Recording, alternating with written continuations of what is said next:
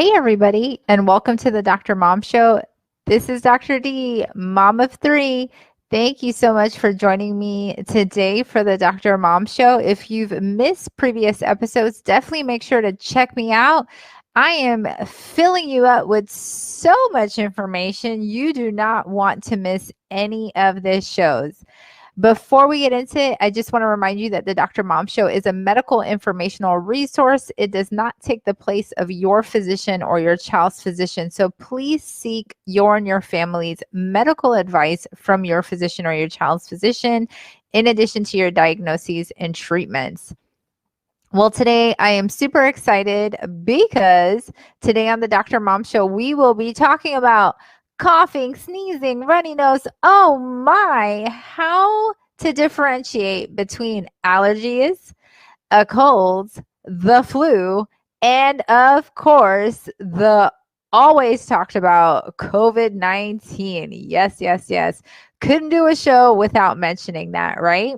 So definitely we're hitting that up today. So you do want to listen. Make sure that you share the video because we want to make sure that people who need this information are getting this information. So make sure you like it, you comment, share the video. If you have any questions, just post them below as we get into the topic. I'd be more than happy to answer those. So let's delve into this. The reason why I'm doing this topic is because, of course, we are headed right into flu season. In some places, it has already started because flu season can start as early as the end of August or September, and it can go all the way as late as May. So now we have the flu on top of everything else that's going on. Again, the flu is more seasonal, as we all know.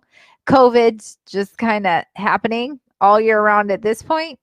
Colds happen all year round, but we do see a peak and an increase in number of cold viruses during the winter time.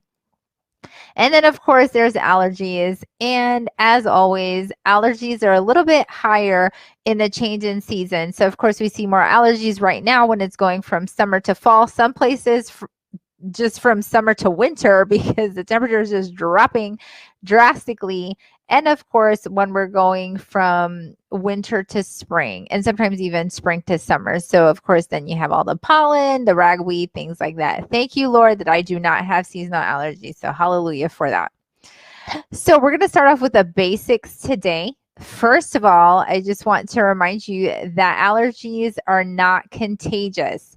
So anybody who has allergies, they are not contagious. However, the flu, a cold, and as we all know, COVID-19 is contagious, hence all the recommendations and the social distancing, mask wearing, good hand hygiene that we're following.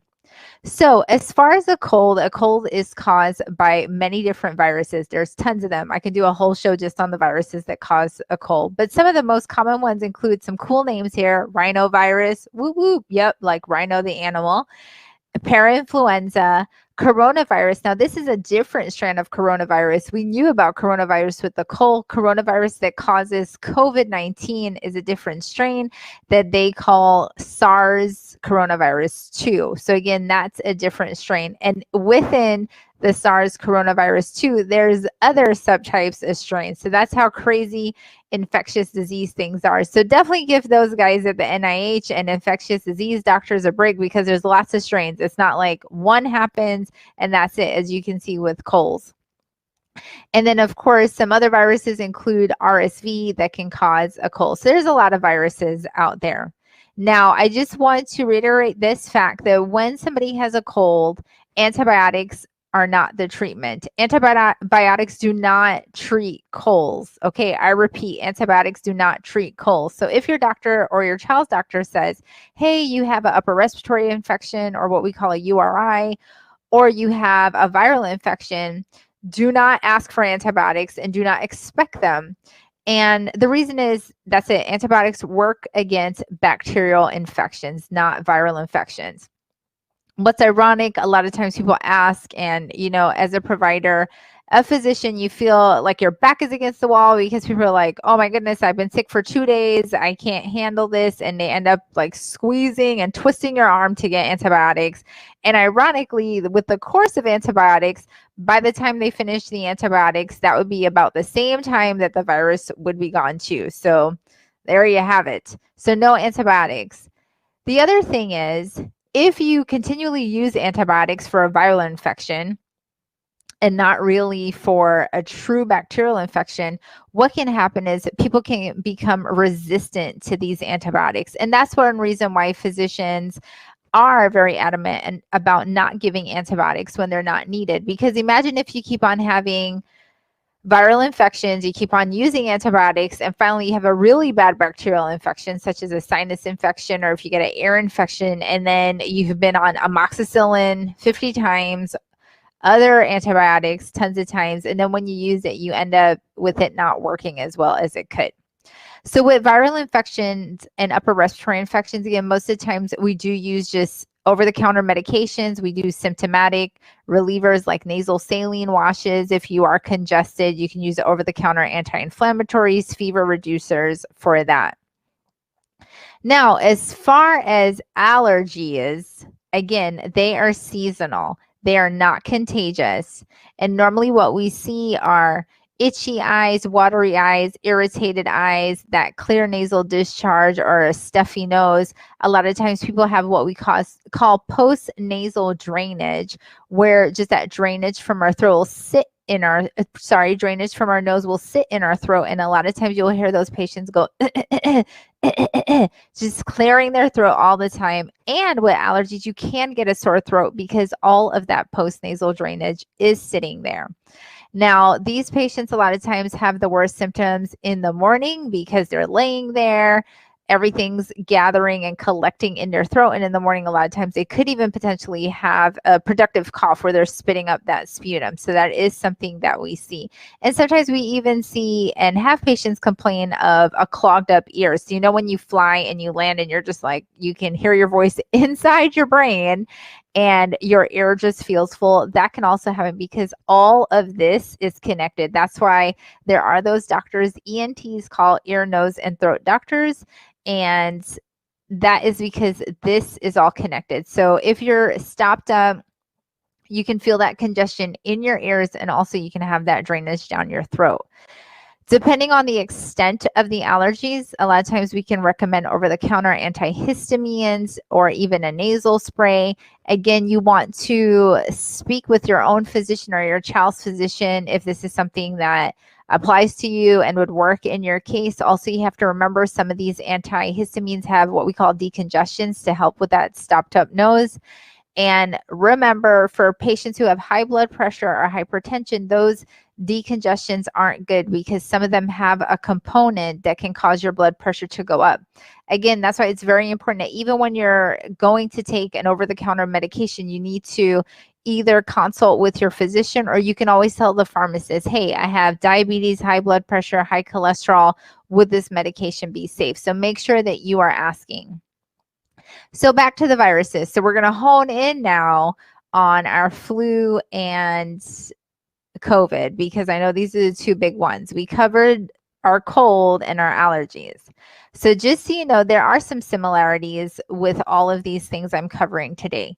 They include a runny nose, or again, a stuffy nose, a cough, a sore throat, and a headache we can see in all of these. But we're going to dig a little deeper into each one of these.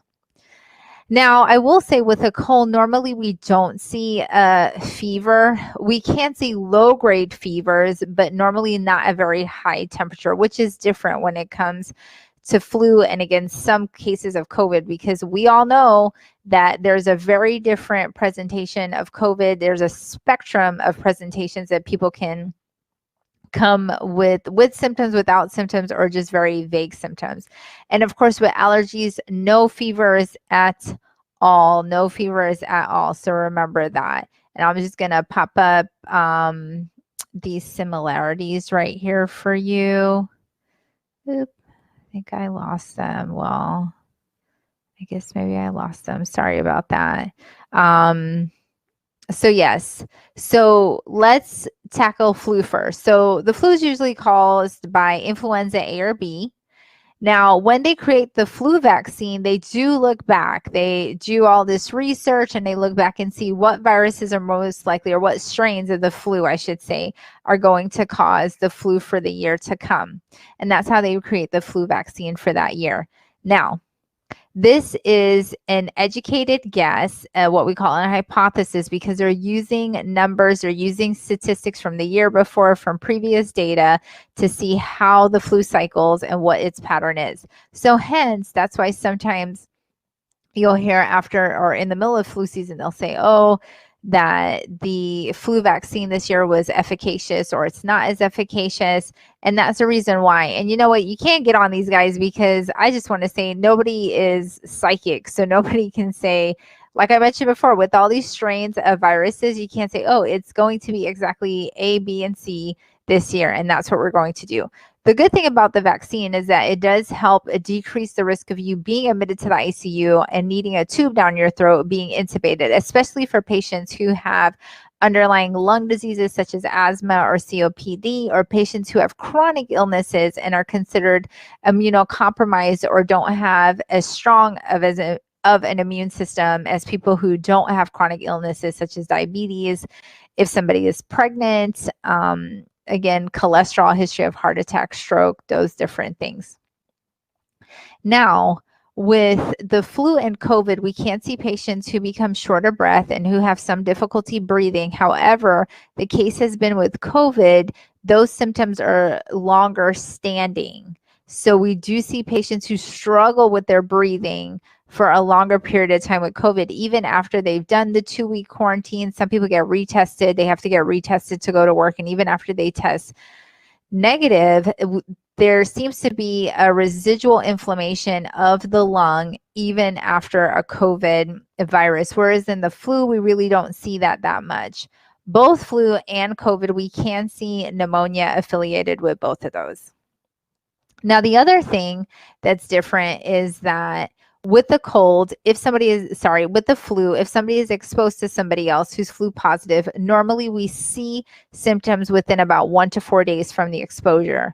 Unfortunately, with COVID, that window from time of exposure to your first symptoms is a lot larger. It could be up to 14 days. That's insane. So you literally could be exposed to somebody who's COVID positive, and then you go up to 2 weeks just walking around doing your thing, and then start having symptoms. So again, COVID, a lot still not known about it. And again, it's day by day we are going and learning more and more about this.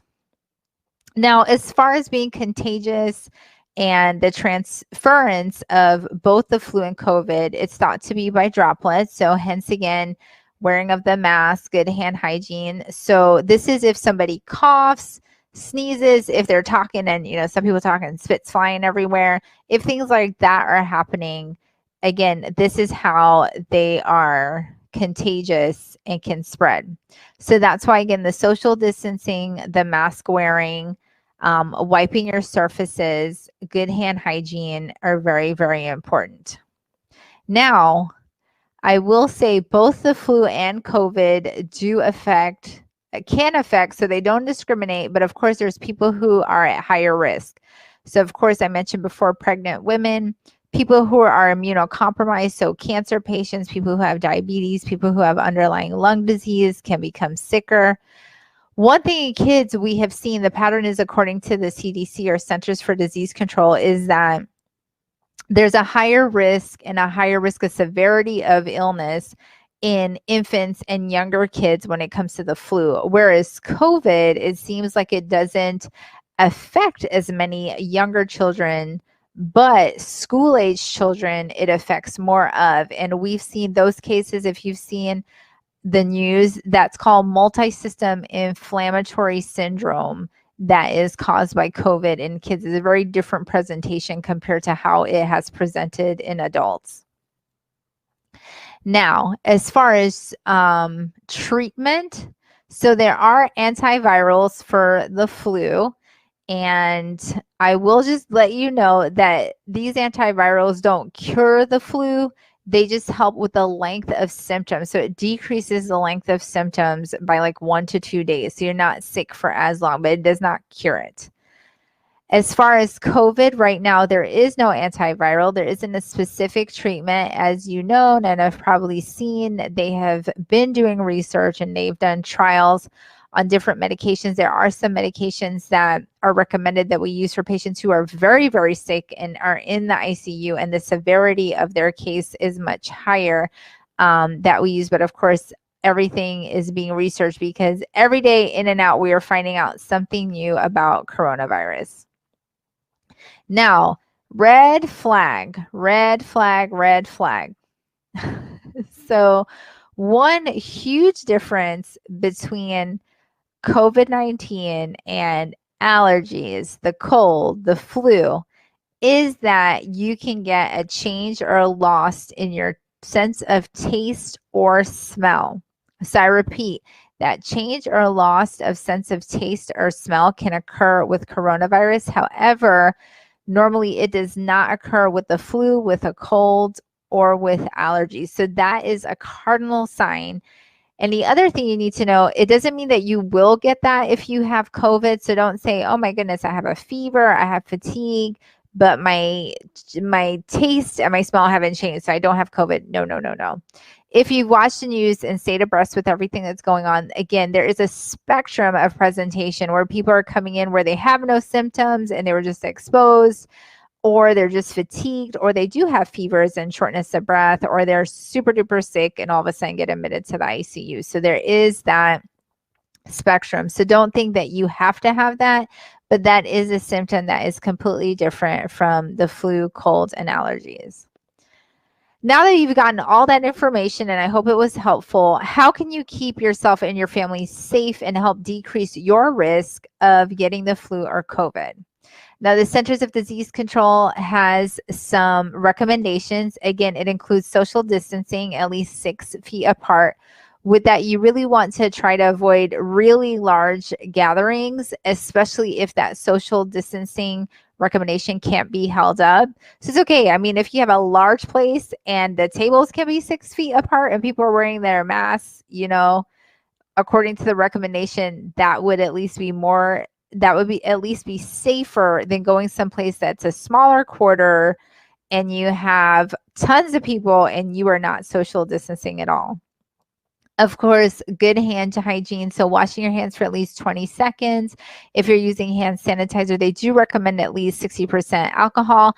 I use 70% in my hand sanitizer. A little extra alcohol on your hand. Nope, that won't that won't do anything for now, at least that we have found. Of course, being consistent with your mask. So wearing your mask, especially when you're around people. I do want to say, even if you see family, if you guys are not living in the same household, please, please, I see this all the time. People are wearing their mask, and there was a celebrity who got really sick. They ended up doing a family reunion with family members who nobody had symptoms, nobody had tested positive, but they were from different households, had the family reunion. All of a sudden, a ton of them became sick. He said it was the worst experience that he had. So you need to be mindful of that, because everybody who you're coming into contact with is in contact with somebody else and a whole bunch of other people. So you don't know who they have come into contact with. So you may not necessarily be protecting yourself from them, but you're really protecting yourself from everybody else that they have come into contact with. So please keep that in mind. The other thing is the proper mask etiquette of how to wear it. And if you missed that episode of the Dr. Mom Show, I went through the appropriate way to wear your mask. So please check out that video just to double check that you are wearing your mask appropriately. The thick and thin of it is that please make sure your mask fits you properly and that your mask covers both your nose and your mouth. So essentially your mask should be from the top of your nose to under your chin. The best is under your chin, because if it's hanging out here, when you talk, when you yawn, that mask is going to come down. Again, if it's too small and it's like up here, when you talk, it can start going up. So please, please, please cover both your nose and your mouth. When you sneeze or cough, make sure you're doing that into your elbow, not into your hands. If you happen to do it into your hands, make sure that you are washing your hands with soap and water, 20 seconds, please, or using a alcohol-based hand sanitizer. And then try not to touch your eyes, your mouth, your nose. Again, I talked about mucous membranes with the mask wearing also. Those mucous membranes are how germs get into our system.